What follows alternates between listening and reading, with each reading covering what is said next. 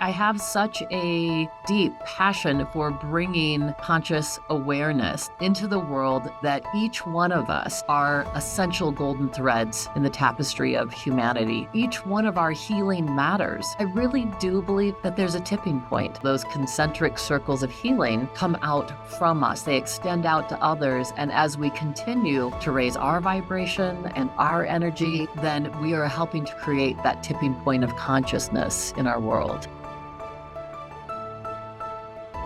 Hello, welcome to Women Awakening. I'm your host, Cynthia James, and I get the distinct honor of introducing you to fabulous women. Women that inspire me, women that are change makers, women that have said, I know I'm here for a reason, and I intend to bring the gifts and the passions that live within me to the planet, especially in support of other women. I really believe it's a time of women emerging. We're watching a lot of interesting things happening on this planet. And I love men, but I think they could use some balance. And I think this planet could use a little bit of balance. And so I'm so thrilled to be with you. We do this every week, and we're on all the platforms, wherever you get your podcasts. And we're on YouTube video in case you want to see us as opposed to listen to us. So please subscribe. Please give us a review. They matter.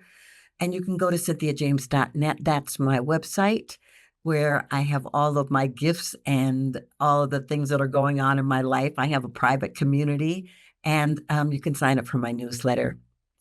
My guest today is someone that has the same last name as me, but we're not sisters in this life. Her name is Cynthia James, and she is a psychotherapist, a presenter, transformational guide, author, filmmaker, and podcast host.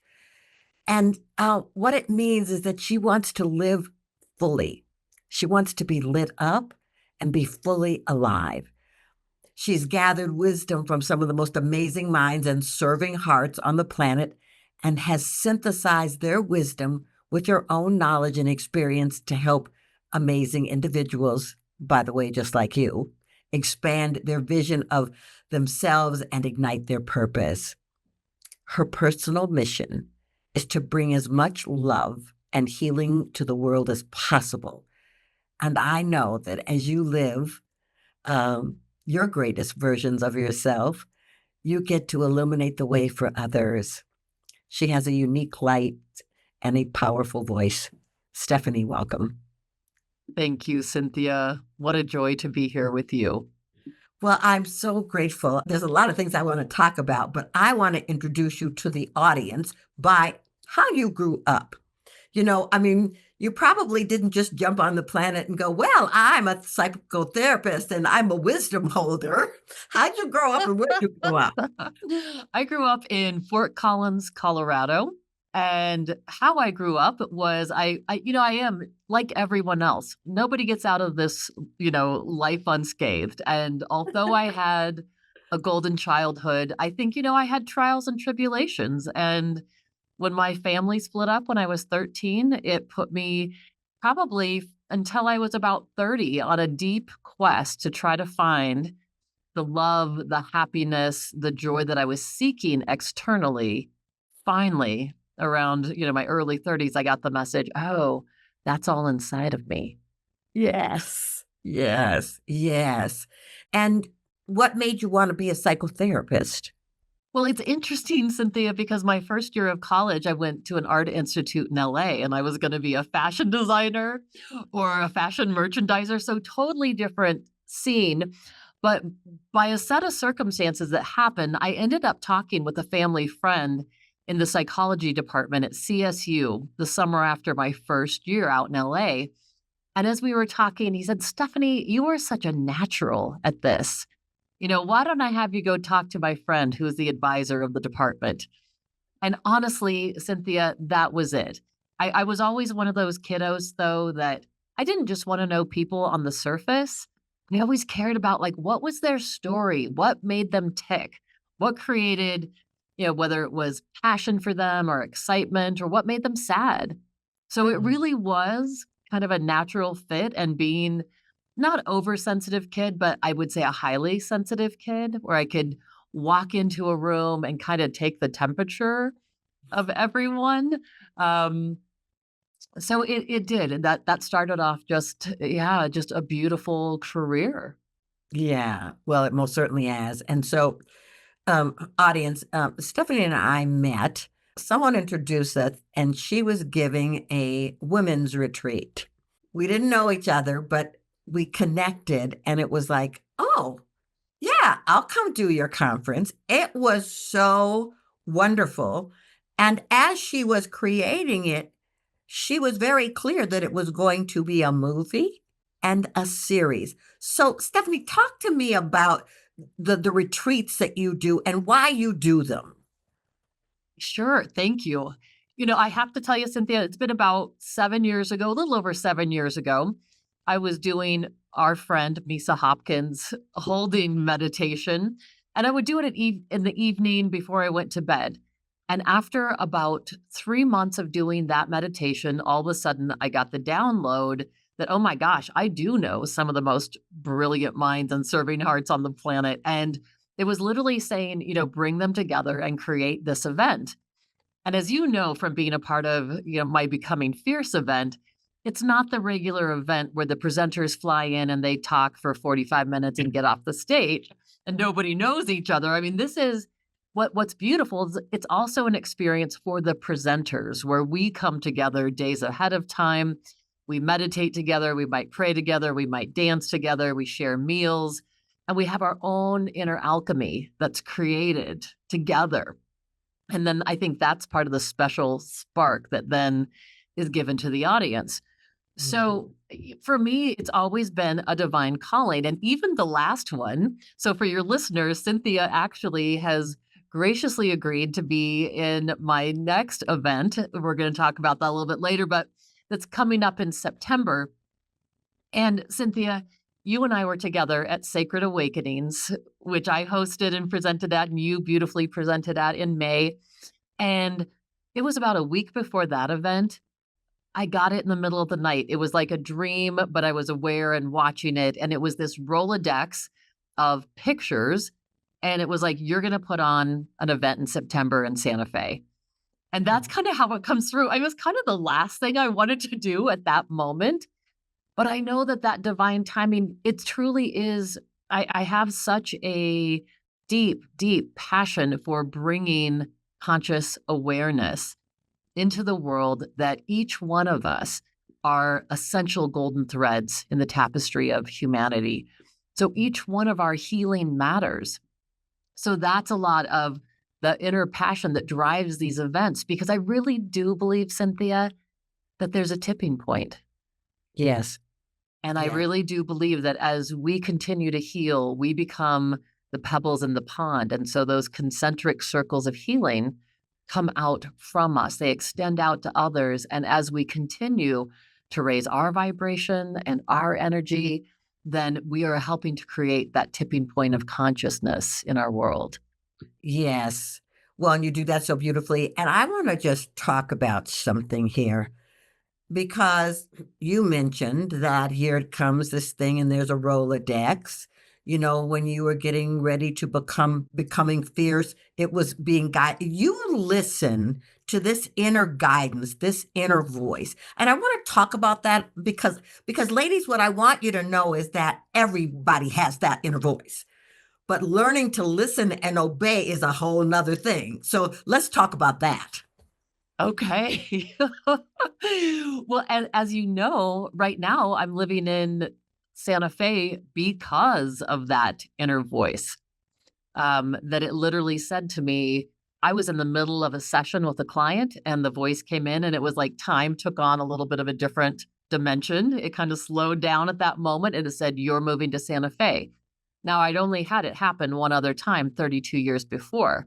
And at that time when it happened, I won't go into the story, but let me tell you, it saved my butt as a single mom because I listened. And you're Mhm. right. It's part of it is we start tuning in because we do all have, I call it the inner GPS, Mhm. you know, and it's that divine guidance system within every one of us. No one is exempt. And it is listening and trusting, and I think that's it because these things come to us in dreams or whispers, or as I experience sometimes, a direct download. And I love Oprah Winfrey used to talk about this, and she'd say, sometimes it comes to us as a whisper. And if we don't listen, it comes to us as a louder voice. And if we don't listen, then it comes to us as a brick in the head. That's exactly right. Universal 2x4. Amen. Amen. Yes. Well, you're beautiful. And I have to say to anybody listening, it took me a while to learn to listen because I would doubt it. I Mhm. would go, am I making that up? But it has been so incredible to witness you do that. And I want to talk about your new book. So tell us about that, please. Well, thank you. So, my new book is Your Big Fat Juicy Life and Everything After. And what was wild about that is a little over a year ago in March, I interviewed Neil Donald Walsh on my show. And for people that may not know him, he is the gentleman who wrote the Conversations with God series. Mhm. And goodness sakes, I mean, sold over 5 million copies of that first book. And so we got on, and much like when you and I met, Cynthia, I mean, we got on a Zoom call together and it just took off. And same thing, like he and I could not get to the interview. We just kept talking and talking. And at one point, you see him get a download and he just stops the conversation and he says, Stephanie, you're going to write your next book and you're going to start tomorrow morning. And this book's gonna have a global impact, and I'm gonna endorse the book, which he did. And, you better believe I showed up the next morning, and the wildest thing, Cynthia, is that this book came through in under 6 weeks. Wow. And my 2 books before each were 9 months each to write, like, almost like gestating a baby. Mhm. And then and as I was writing it, the people that started coming through to be a part of it within that 6 weeks, Wayne Dyer's daughter and wife, and Academy Award winner Stephen Simon, who did the beautiful film with Robin Williams and Cuba Gooding Jr., What Dreams May Come, all sharing their stories that death isn't the end for us, Right. that it's just the next chapter in our book of eternity. And if we can learn to befriend death instead of fear it, then we move into the present moment, and the present moment becomes even more sacred because we are present to it. And so, talk about extracting the juice, that's where it's at. Well, it's so beautiful. And I guess, ladies, what I want to tell you is please get this book because I'm sure it's full of wisdom. A lot of us on the planet today, um, whether we want to admit it or not, we call ourselves spiritual, but there's an underlying fear of death. What happens to me when I leave this body? And I think having a book that talks about that, that says you don't have to worry because you're cared for, you're nurtured, you're supported, you're guided is so important. And so he tells you you're going to write this book. Had you been thinking about, life after this thing called death? I did not plan on writing a book like this. And as I started it, Cynthia, I felt very vulnerable because Mhm. my first 2 books were so much more psychologically oriented, even though they did have some of this, but to really expose a deep spiritual side of myself and some of these experiences that I happened. In the beginning of the book, I say, I'm not a psychic, I'm not a medium, I'm not a clairvoyant, but I've had extraordinary experiences in this life and ones that tell me beyond a doubt that the divine is within us and that this 3D experience that we're living in is not the only one. And like I shared at Sacred Awakenings, and I share this in the book, I think the moment that I stopped being afraid of death was really at 25 Yeah. when my little 4-year-old daughter, Acacia, had brought me a phone in the bathroom. I was actually taking a bath, Mhm. and I always have to stop and tell people my daughter, Acacia, is the Greek word for immortality. Cool. That name is the Greek word for immortality, and it's the tree of life in Africa. And unbeknownst to me, when I named her that, she was going to be teaching me about immortality. So this day in the bathroom, I'm in the tub and the phone rings and little Acacia brings in the phone and it's my mother and my Aunt Gwen, who had been suffering from breast cancer. They had gone in to do some exploratory surgery. And when they did, Cynthia, her entire torso was just full of cancer. And they just said, there's nothing we can do. And they sewed her back up and they said she's got about 3 months to live. And so my mother had called to give me that news. And so I was crying in the bathtub and Acacia heard me crying and came in and she looked at me and just said, "Why are you crying, Mama?" And I just said to her, "Oh, honey, Mama just doesn't want anyone to die." She knew Aunt Gwen was sick. Mm. And she sat on the tub and just looked at me and she said, "But Mama, we don't die." And I kind of look at her and I'm thinking, "Okay, honey, yes," I say, "we go to heaven."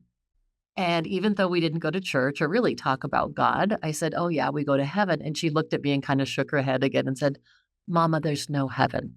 When I was a light in the sky with God, then she pauses and she says to me, "Do you remember your other mother, Dorothy?" And I'm like, "Oh my God, my other mother, Dorothy."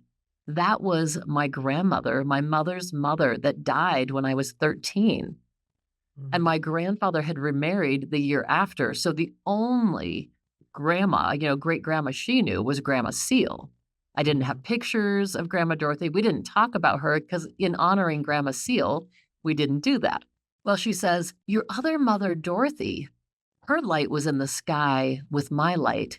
And so God put some of her light in mine, and I got to come down and be your daughter." Wow. Okay, listen, out of the mouth of babes, I mean, they bring it with them. And if we don't squash it, oh, holy moly, it's the gifts that they bring. So I want to you are an evolutionary being. As long as I've known you, you have been evolving. And so I want to talk about this next iteration. What's next for Stephanie? What are you creating? Well, what I am loving is creating this next event, which is called the Matri Heart Soul Collective, which you are going to be a part of, which is a beautiful retreat we're going to be doing the 19th, 20th, and 21st of September here in Santa Fe with just some incredible souls. Again, really, this is almost one of those things where it's Cynthia, it's healing the healers. Yeah. It's inviting all of us and no matter what walk of life you are, and it's men and women, so it's all of us invited. But again, to create that beautiful conduit within us, like if we have some cobwebs we need to clear out, we are going to be doing some incredible things so that people can access the magic inside of them. And I know you're going to be doing something incredible. Can you share a little bit about what you're going to be doing? Yeah, well, I want to invite the healers to rediscover the magic that lives within them and Mhm. activate it so that they can take their frequency to another level in service to others. And so I'm very excited about doing that. and Yes. and because here's the thing, the people that are healers, of which you are one, we are giving energy so much. Sometimes we forget to take it in.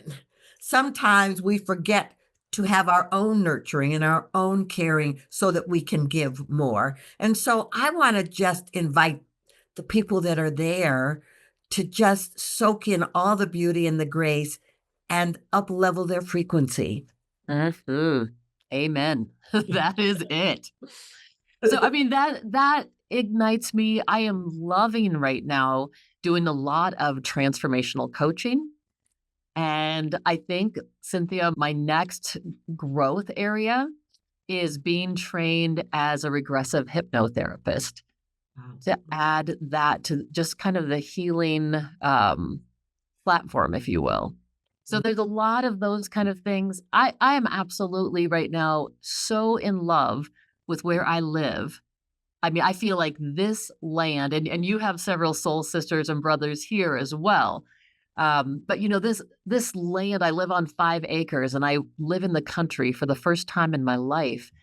And just taking those walks where you never see a car and your neighbors are horses, it has just fed my soul like no other. So There's deep healing and I just feel it, Cynthia. There's more and more that's gonna continue to blossom. This really is sacred land, and there's a beautiful spiritual community here. So I see things evolving from there. Oh, it's beautiful. Well, tell people, how do they find you and your beautiful work? Oh, thank you.